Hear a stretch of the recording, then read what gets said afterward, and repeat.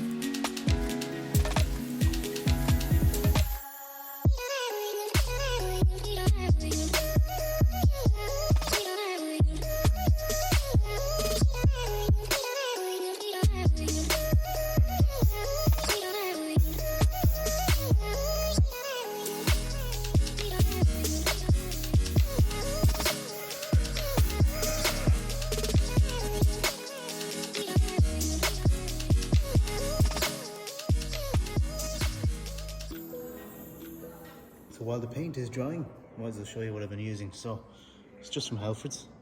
So it's satin black, I don't know if that'll focus, satin black paint. And then the difference this time, because that's what I used the last time, it gives a nice colour finish, a nice sort of satin finish on it, so it looks quite original. And then I'm going to use this. Sorry, there's some visitors there probably hear them in the background. But yeah, so that's universal clear lacquer. So when I was reading it, it mentions plastic. So look, if there's good adhesion and there's a good finish after I paint it, happy days. And there's that extra layer of protection. So I'm on the second coat at the minute, waiting for it to dry. Going to do a third coat with the satin black stuff, and then give a couple of coats of this. And hopefully then, no matter how many times I get in and out of the car and scuff it with my feet, hopefully it'll still have a nice clean finish. So yeah.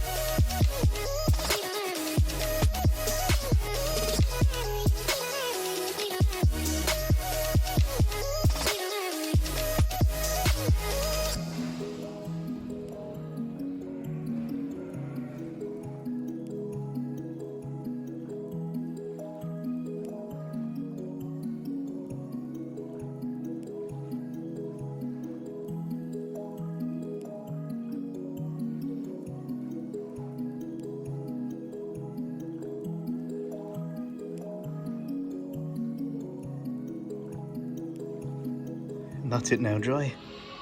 You see there.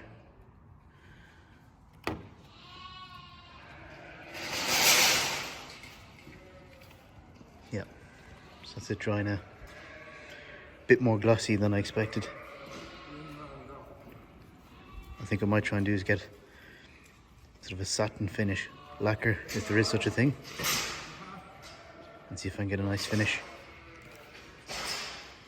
And this one I've just given a coat of lacquer, its first coat.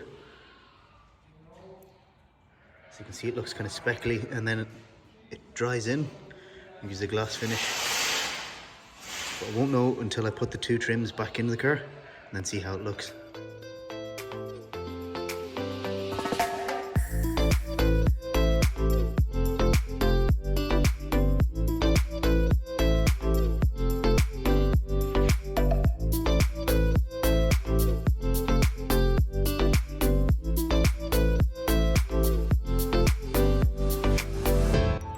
So that's one side done completely. You can see it has a very glossy finish. Not a big fan of that. I like the satin finish like this. And that's lasted. But no scuffs, no scratches, it's all been sanded out. So I can always give it another coat of something with a satin finish.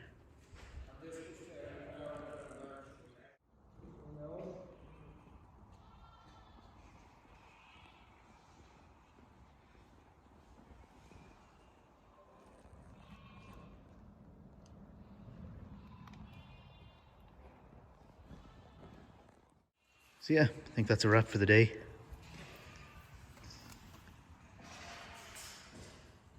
It's a nice clean finish.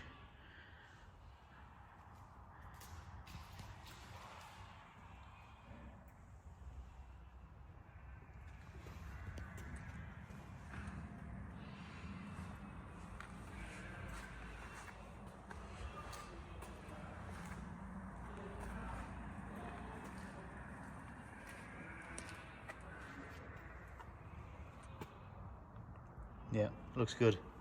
And hopefully that lacquer will look good and keep it protected. Sorry, that's a little bit blurry. But yeah, I will do another update in a few weeks to see how we're getting on and to see if it actually worked, because I am bound to hit my shoes or my runners or my boots off that trim and see if it scuffs it or if it leaves no mark.